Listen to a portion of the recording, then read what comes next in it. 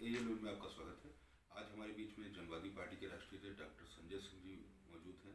हम उनसे चर्चा करेंगे कि जिस तरीके से राजधानी में एक तरफ योगी सरकार लगातार अपराधियों पर शिकंजा कस रही है, उसी तरीके से देखा जाए महिलाओं के लिए, अपराधियों के लिए लगातार योगी सरकार इस पे काम कर रही है। उसके बावजूद कानपुर में जो 5 साल की बच्ची के साथ सामूहिक दुष्कर्म हुआ है, चौहान समाज की थी, तो जो डॉक्टर संजय सिंह हैं वो चौहान समाज से भी जुड़े हुए हैं और उसके मुखिया हैं। तो हम उनसे बात करेंगे कि जो बच्ची के साथ दुर्घटना हुई है उसमें उनका क्या कहना है। देखिए, योगी सरकार आई थी महिला सशक्तिकरण के नाम पर, लेकिन ये सच है कि अगर देश की रेटिंग अगर देखा जाए तो महिला उत्पीड़न और महिलाओं के साथ दुष्कर्म के मामले में उत्तर प्रदेश नंबर 1 पर है।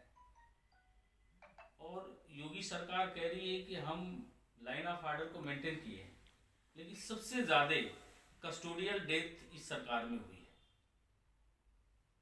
किसी भी सूचकांक पर उत्तर प्रदेश की सरकार देश की रेटिंग में सबसे पीछे है।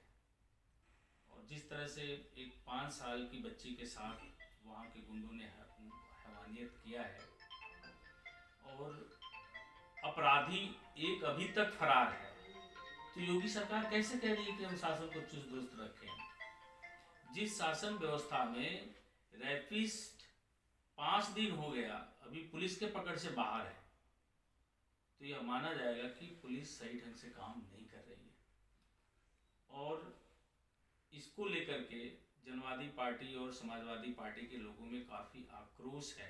मैं कल गया था, मैं हॉस्पिटल में बच्ची से भी मिला, गांव में उसके परिवारजन से मिला, और उस एरिया में जो एक दहशत का माहौल बना दिया गया है योगी जी के गुंडों द्वारा, यह भी एक बड़ा प्रश्न चिन्ह खड़ा करता है कि योगी एक जात के गुंडों को प्रश्रय दे रहे हैं और दूसरी तरफ कह रहे हैं कि हम गुंडागर्दी को खत्म कर रहे हैं। एक तरफ कह रहे हैं कि हम गुंडों पर बुलडोजर चला रहे हैं और दूसरी तरफ ब्रजेश सिंह, सुशील सिंह, विनीत सिंह, सोनू सिंह, धनंजय सिंह, जितने सिंह हैं क्रिमिनल, लगभग सैकड़ों क्रिमिनल हैं जो सरकार के साथ बैठ करके माफियागिरी को और मजबूत कर रहे हैं अपनी, और लोगों पे गुंडागर्दी और तमाम सारे अवैध काम कर रहे हैं। संजय जी, जिस तरीके से आप कल गए थे, परिजनों से मिले, बच्ची के जो परिवार के लोग थे उनसे मिले और बच्ची को भी देखा, तो अभी बच्ची की स्थिति क्या है वहाँ? क्योंकि बच्ची की स्थिति अभी भी नाजुक बनी हुई है और हम भगवान से प्रार्थना करेंगे कि बच्ची स्वस्थ हो जाए। और उसके परिवारजन को के लिए हम कल गए थे। अखिलेश यादव जी ने भी 1 लाख रुपया दिया था उसकी दवा के लिए। मैंने भी अपने पार्टी के द्वारा 50,000 रुपये की मदद किया, और आगे जो भी उस पर खर्चा आएगा हम उसके परिवारजन को बोले कि सारा खर्चा हमारी पार्टी उठाएगी और बच्ची किसी भी तरह से ठीक हो जानी चाहिए जल्द से जल्द। डॉक्टर भी लगे हुए हैं, लेकिन इस घटना को लेकर के ग्राउंड लेवल पर जनता में बहुत आक्रोश है। और अगर जल्दी ही वो तीसरा अपराधी नहीं पकड़ा गया तो एक बड़ा जनता का गुस्सा फूटेगा और कानपुर में एक बड़ा जन आंदोलन खड़ा। पुलिस प्रशासन से जो आपकी वार्ता हुई उस पर पुलिस प्रशासन ने किस तरीके के क्या आपको आश्वासन दिया? अब पुलिस प्रशासन अगर सही ढंग से काम करता तो अभी तक अपराधी बाहर कैसे होता। पुलिस हम लोगों से, नेताओं से तो सही ढंग से बात कर लेती है, बट उसको कार्य रूप में कैसे परिणित करेगी ये उसका विषय है। और अभी तक अपराधी बाहर है तो पुलिस भी अपराधियों से मिली हुई है ऐसा प्रतीत होता है, और यह एक प्रश्न चिन्ह खड़ा होता है पुलिस के ऊपर।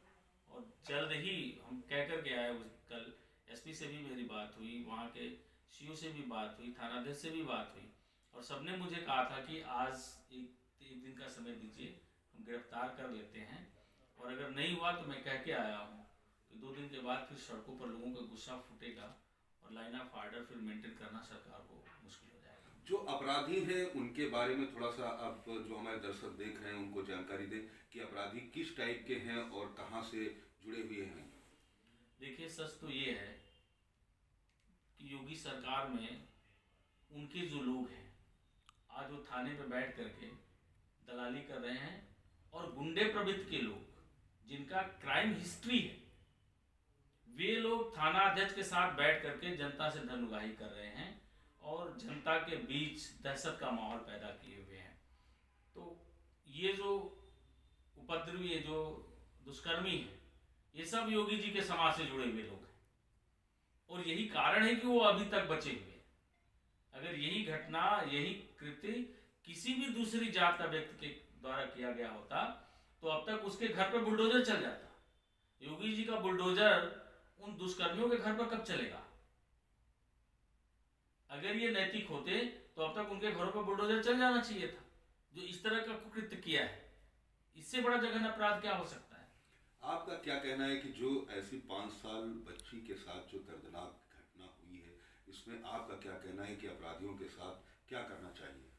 देखिए, ऐसे लोगों को तो निश्चित तौर पर कानून के प्रावधान के अंदर जो सबसे कड़ी सजा हो, फांसी की सजा हो, उम्र कैद हो, ये सारी चीज़ें उन्हें मिलनी चाहिए और ऐसे मामले पर कम से कम सरकार को गंभीरता से संज्ञान लेना चाहिए।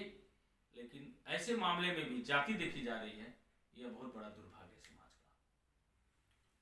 धन्यवाद। देखिए, जिस तरीके से अभी संजय जी ने बताया कि 5 साल की बच्ची के साथ सामूहिक दुष्कर्म हुआ और उसमें एक अपराधी अभी नहीं पकड़ा गया है, हालांकि 2 अपराधियों के बारे में बताया कि वो शायद पकड़े जा चुके हैं, तो कहीं ना कहीं ये एक बहुत जो शर्म की बात है कि जिस तरीके से जो अपराधी हैं, एक तरफ योगी सरकार लगातार शिकंजे कस रही है अपराधियों पर, दूसरी तरफ अपराध बढ़ता ही जा रहा उत्तर प्रदेश में। और अगर देखा जाए तो 2022 का जो उत्तर प्रदेश विधानसभा चुनाव है वो भी करीब है, लेकिन उसके बावजूद इस तरीके से जो प्रशासन है, कहीं ना कहीं प्रशासन अगर इसमें लापरवाही बरतता है तो कहीं ना कहीं योगी सरकार की छवि को खराब करने में लगा हुआ है। सदा हुसैन कैमरामैन के साथ मनीष।